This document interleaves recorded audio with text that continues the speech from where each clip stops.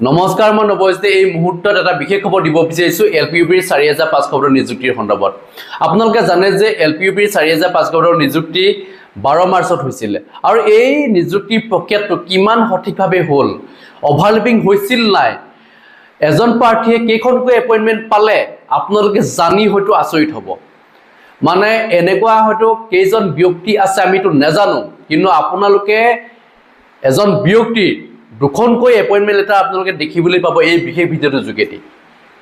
আৰু এনেকুৱা বা কেইজন ব্যক্তিক দুখনকৈ এপইণ্টমেণ্ট দিলে DWয়ে এইটো আমি নাজানো। কাৰণ কিয় নাজানো? কাৰণ তেওঁলোকে মেৰিট লিষ্টসমূহ আমাক চাবলৈ নিদিয়ে।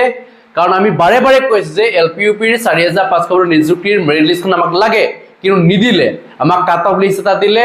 আৰু নিজে তেওঁলোকৰ যি ৰিজাল্টটো চাব পাৰে, বেলেগে চাব নোৱাৰে। এই চাব নোৱাৰাৰ কাৰণে কি হৈছে, অভাৰলেপিং হৈছে। আপোনালোকক মই কৈ আছোঁ, আৰু এই অভাৰলেপিংটো কৰিবৰ কাৰণে DWয়ে এই প্ৰচেছটো কৰিলে। কাৰণ জানে যে অভাৰলেপিং আমাৰ হ'ব, গতিকে আমি এই প্ৰচেছত দিলে আমি বাচি যাম। কিন্তু প্ৰাৰ্থীবিলাকে কি কৰিলে, এই যি DWৰ যি অক্ৰমণ্যতা, DWৰ যি অৱহেলা, DWত বহি থকা সেই অপদাৰ্থ কেইটাৰ কাৰণে কি হৈছে, একাংশ নিবনুৱাৰ জীৱন ধ্বংস হৈছে। মই এইটোৱে ক'ব বিচাৰিছোঁ যে DWত বহি থকা মানুহকেইটাই অন্ততঃ ভাবি চাব লাগিছিলে যে এজন মানুহে কেইখনকৈ এপইণ্টমেণ্ট পাব, তেওঁলোকে ভেৰিফিকেশ্যন কি প্ৰক্ৰিয়াৰে সম্পন্ন কৰিলে তেওঁলোকে এবাৰ চাব লাগিছিলে। ভেৰিফিকেশ্যনটো ভালদৰে নকৰাৰ কাৰণে এজন প্ৰাৰ্থীয়ে দুখনকৈ এপইণ্টমেণ্ট পাবলৈ সক্ষম হৈছে। কিয় পালে আচলতে দুখনকৈ এপইণ্টমেণ্ট, এই কথাখিনিতো আমি জানিব বিচাৰোঁ। কাৰণ LPতে এজন প্ৰাৰ্থীয়ে দুখনকৈ এপইণ্টমেণ্ট পাব পাৰে নেকি? তাত DWৰ যিখন ইতিমধ্যে গাইডলাইন আছিলে, সেই গাইডলাইনত কোৱা হৈছে যে LPতে দুখন এপইণ্টমেণ্ট লাভ নকৰে, LPৰ পৰা LPলৈ যাব নোৱাৰে, বা LPতে দুখন এপইণ্টমেণ্ট পাব নোৱাৰে বুলি লিখা থকাৰ পিছতো, বা যিকোনো এটা পোষ্টতে চিলেকশ্যন কৰিব পাৰিব বুলি কোৱাৰ পিছতো, মানে LP আৰু UPত যদি তেওঁ ডাবুল পাইছে এপইণ্টমেণ্ট, তেতিয়াহ'লে তেওঁ যিকোনো এটাতে চিলেকশ্যন কৰিব পাৰিব। নাই LPত কৰিব, নহ'লে UPত কৰিব। কিন্তু একেজন প্ৰাৰ্থীৰ LPত দুখনকৈ এপইণ্টমেণ্ট দিয়াৰ কাৰণ কি, এই কথাটো আমি জানিব বিচাৰোঁ। কি কাৰণে এজন প্ৰাৰ্থীক LPতে দুখনকৈ এপইণ্টমেণ্ট দিলে, DWয়ে কি ধৰণে ভেৰিফিকেশ্যন কৰিছে, ইতিমধ্যে আমি জানিবলৈ বাকী নাই। মই যিখিনি কথা কৈ আছিলোঁ সেই কথাখিনিয়ে সঁচা পৰিণত হ'ল। মই কৈছিলোঁ যে অভাৰলেপিং হ'বই, কাৰণ 5550টা পদৰ পিছত 4500 পদৰ যি অনলাইন আবেদন প্ৰক্ৰিয়াটো যিটো ষ্টাৰ্ট হৈছিলে, যাৰ কাৰণে ভেৰিফিকেশ্যন প্ৰক্ৰিয়াটো তেওঁলোকে ভালকৈ কৰিব নোৱাৰিলে, একেজন প্ৰাৰ্থীয়ে ডাবুল এপইণ্টমেণ্ট পাবলৈ এতিয়া সক্ষম হ'ল। গতিকে এই কামবিলাক কেতিয়া DWয়ে শুধৰণি কৰিব?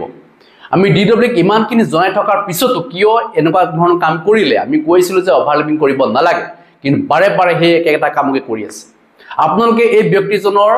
এপইণ্টমেণ্টখনলৈ মন কৰক। এই ব্যক্তিজনৰ নাম হৈছে অসীম হাজৰিকা। তেওঁ এপ্লিকেশ্যন আইডিটো কৈ দিছোঁ, এখন এপইণ্টমেণ্টৰ যিখন এপইণ্টমেণ্ট আমি দেখুৱাই আছোঁ তাৰ এপ্লিকেশ্যন আইডিটো হৈছে 25104563। ইয়াত নেম অফ এপইণ্টিৰ নাম দিয়া আছে Asim Hazarika, name of post দিয়া আছে এছিষ্টেণ্ট টিচাৰ LPS বুলি দিয়া আছে, নেম অফ স্কুল এণ্ড ইউডাইজ কোডটো লুকুৱাই দিছে তেখেতৰ এই যিখন এপইণ্টমেণ্ট লেটাৰ ফেচবুকত দিয়াৰ কাৰণে আমি পাবলৈ সক্ষম হৈছোঁ। বহুতেই মোক আগতেই দিছিলে, কিন্তু মই ভিডিঅ'টো বনোৱা মোৰ লেট হৈছে। আৰু তেখেতৰ ভেকেঞ্চিটো চাওক, ভেকেঞ্চিটো লুকুৱাই দিছে, আৰু ডিষ্ট্ৰিক্ট দিছে চাওক কামৰূপ মেট্ৰ'ত, তেওঁ কামৰূপ মেট্ৰ'ত চাকৰিটো লাভ কৰিছে। এইখন প্ৰথমখন এপইণ্টমেণ্ট লেটাৰ। দ্বিতীয়খন এপইণ্টমেণ্ট লেটাৰ দেখাব বিচাৰিছোঁ আপোনালোকক, চাওক 25500084, এইটো হৈছে এপ্লিকেশ্যন আইডি, আৰু নেম অফ এপইণ্টিৰ নাম দিয়া আছে Asim Hazarika, name of post assistant teacher LPS, তাৰপিছত ডাইচ কোড অফ স্কুল এইটো লুকুৱাই দিছে তেখেতে, আৰু প্লেচ অফ পষ্টিংটো তেখেতে লুকুৱাই দিছে, আৰু ডিষ্ট্ৰিক্টটো চাওক আপোনালোকে বিশ্বনাথ। এই যিজন ব্যক্তি অসীম হাজৰিকা নামৰ ব্যক্তিজনে দুখনকৈ এপইণ্টমেণ্ট পাবলৈ সক্ষম হৈছে LPতে। ইয়াত দেখিলে আপোনালোকে যে নেম অফ পোষ্টটো চাইছে আপোনালোকে এছিষ্টেণ্ট টিচাৰ LPS, দ্বিতীয়খনটো চাওক এছিষ্টেণ্ট টিচাৰ LPS। কিয় এই ব্যক্তিজনক দুখনকৈ এপইণ্টমেণ্ট দিলে? য'ত নেকি কোৱা হৈছিলে বাৰে বাৰে যে যদি কোনোবাই LP আৰু UP ডাবুল পাইছে তেওঁক উইথড্ৰ কৰিবৰ কাৰণে কোৱা হৈছিলে, কিয় এই ব্যক্তিজনে উইথড্ৰ নকৰিলে, এই কথাটো আছে। দ্বিতীয় কথাটো হৈছে যে LPতে কেনেকৈ পালে এই ব্যক্তিজনে? যিহেতু ভেৰিফিকেশ্যনত গৈছিলে যদিও তেওঁ দুখনকৈ যিহেতু লৈ গৈছিলে, আপোনালোকে জানে যে ভেৰিফিকেশ্যন কৰিবৰ টাইমত তেওঁ যদি LPত যদি চিটেট দি উত্তীৰ্ণ হৈছে বা ATED যদি উত্তীৰ্ণ হৈছে নম্বৰ যদি যথেষ্ট আছে তেওঁ আবেদন কৰিব পাৰিছিলে আবেদন কৰিলে কিন্তু এই ব্যক্তিজনে যেতিয়া ভেৰিফিকেশ্যন গ'ল তেতিয়া তেওঁ দুইখনটো চোৱা হৈছিলে তেওঁটো চাইছিলে যে আপুনি LP ডাবল কৰি থৈছিলে নেকি বা মাল্টিপল আপুনি আবেদন কৰিছিলে নেকি এই সম্পৰ্কটো সুধিছিলে যদি হুদাৰ পিছত কেনেকৈ এই ব্যক্তিজনে ডাবল পাবলৈ সক্ষম হ'ল মান নুহুদিলে নেকি এই ব্যক্তিজনক যে আপুনি মাল্টিপল এপ্লাই কৰিছিলে নেকি তেওঁটো ক'লেহেঁতেন যে মই কৰিছিলোঁ বা এইখিনি দিয়ক আপোনালোকে এনেকেতো দিওঁ বুলি ক'ব লাগিছিল আপুনি য'ত য'ত এপ্লাই কৰি তাৰ এপ্লিকেশ্যন কপিটো দিয়ক সেইটো বিচাৰিব লাগিছিল কিয় নিবিচাৰিলে তেওঁ LP কৈছে তেওঁ এপ্লিকেশ্যন কপিটো বিচাৰিব লাগিছিল ডাবল কৈছে ডাবল বিচাৰিব লাগিছিল ট্ৰিপল বিচাৰিব লাগে কিয় নিবিচাৰিলে এই কথাবিলাক ইতিমধ্যে সকলোৱে জানিব বিচাৰে বহুতেই মোক কৈছিলে যে আপুনি এই সম্পৰ্কত ভিডিঅ'টো বনাওক কিন্তু মই এই ভিডিঅ'টো বনাওঁতে লেট হ'ল কিন্তু মই এতিয়াও DW জনাব বিচাৰিছোঁ যে যদি এই ব্যক্তিজনে ডাবল পাইছে তেতিয়াহ'লে তেওঁ যিকোনো এটাতে জইন কৰিব গতিকে এটা পোষ্ট যিটো খালী ৰৈ গ'ল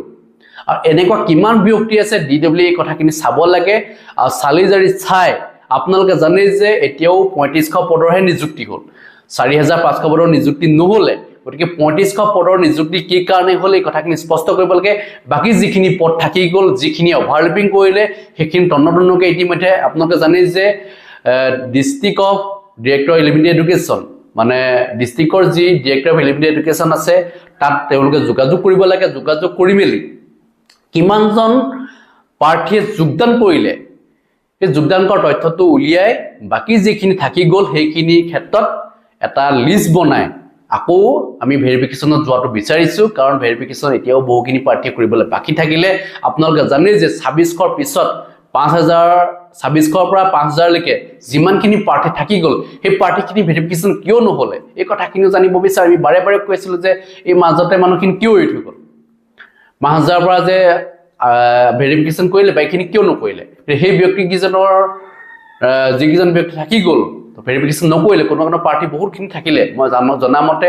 তেওঁলোকে গৈছিল DW যোগাযোগ কৰিছিল কিন্তু DW এই ক্ষেত্ৰত কোনো ধৰণৰ উত্তৰ নিদিলে গতিকে যিকেইজন প্ৰাৰ্থীৰ মাৰ্কছ যথেষ্ট আছে তেওঁলোকে চাকৰিটো পোৱাটো উচিত আছিল কিন্তু কিয় নাপালে এই কথাবিলাক তেওঁলোকেও জানিব বিচাৰে আৰু DW অন্তত যিকেইটা পোষ্ট থাকি গ'ল সেইকেইটা পোষ্টৰ ভেৰিফিকেশ্যন কৰক পুনৰবাৰ আৰু সেইখিনি এপইণ্টমেণ্ট যাতে অতি সোনকালে তাৰ ব্যৱস্থা কৰে যেন মই এইটোৱে জনাইছোঁ আৰু মুখ্যমন্ত্ৰী হিমন্ত বিশ্ব শৰ্মা ডাঙৰীয়াই কৈছোঁ যে তেখেতে কৈছিলে যে এজনকৈ মই গণি দিম বুলি কৈছিলে ক'ত গণি দিলে 3500 পদৰ নিযুক্তি হ'ল জানো 3500 পদৰ নিযুক্তি নহ'লে কাৰণ এজন প্ৰাৰ্থীয়ে ডাবল এপইণ্টমেণ্ট পাবলৈ সক্ষম হ'ল উইথড্ৰ নকৰিলে উইথড্ৰ নকৰাসকলৰ কি ধৰণৰ ব্যৱস্থা গ্ৰহণ কৰিব পানিছমেণ্ট দিয়া ব্যৱস্থা কৰিবনে যদিহে পানিছমেণ্ট নিদিয়ে তেতিয়া বাৰে বাৰে এনেকুৱা ধৰণৰ কাম কৰি থাকিব পানিছমেণ্ট কি তেওঁ যদি ডাবল কৰিছে তেওঁ দুইটাতে কেঞ্চেল কৰি দিব লাগে তেতিয়া তেওঁটো দ্বিতীয়বাৰ নকৰে এনেকুৱা কাম এনেকুৱা ধৰণৰ পানিছমেণ্ট নিদিয়াৰ কাৰণে এই ধৰণৰ ব্যৱস্থাটো হৈ আছে গতিকে আমি বাৰে বাৰে কৈছোঁ যে যদি কোনো এজন প্ৰাৰ্থীয়ে ডাবলো যদি এপ্লাই কৰে যদি তেখেত ধৰা পৰে তেতিয়াহ'লে তেওঁক এই ধৰণৰ পানিছমেণ্ট ডাবল কেঞ্চেল কৰি দিব লাগে মানে কোনো তেওঁ আবেদন যাতে কৰিব নোৱাৰে এই ধৰণৰ ব্যৱস্থাটো কৰি দিব লাগে যদি ধৰা পৰে তেতিয়া কোনো নকৰিব এই কথাটো লিখিব লাগিছিলে DW এই কথাটো লিখা নাই আজিলৈকে তেওঁলোকে নটিছত একো নেলেখে আৰু আমিও সেইকাৰণে ষ্টেপ ল'ব নোৱাৰোঁ যদিহে এই কামটো কৰা হ'লে হয়তো কোনোবা প্ৰাৰ্থী হাইকোৰ্টলৈ গ'লহেঁতেন যোৱাৰ পিছত এইবিলাক 2 নম্বৰী কৰি যিবিলাকে মানে এনেকুৱা ধৰণৰ কৰি থাকে অভাৰলেপিং কৰে যে কৰোঁ বুলি যিবিলাকে কৰে গতিকে সেইসকলক অন্তত শাস্তি দিব পাৰিলেহেঁতেন গতিকে আমি জনাব বিচাৰিছোঁ যে যিসকল প্ৰাৰ্থীয়ে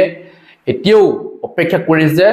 3500 পিছত আৰু যিখিনি পদ থাকি গ'ল সেইখিনি পদৰ যাতে নিযুক্তি হয় তাৰ কাৰণে তেওঁলোকে মোক কৈ আছিলে আৰু মই শিক্ষা বিভাগক এটা হেঁপাহ জনাব বিচাৰিছোঁ যিখিনি মানুহে অভাৰলেপিং কৰিলে সেই অভাৰলেপিং কৰাখিনি ক্ষেত্ৰত এটা ষ্টেপ লৈ তেওঁলোকৰ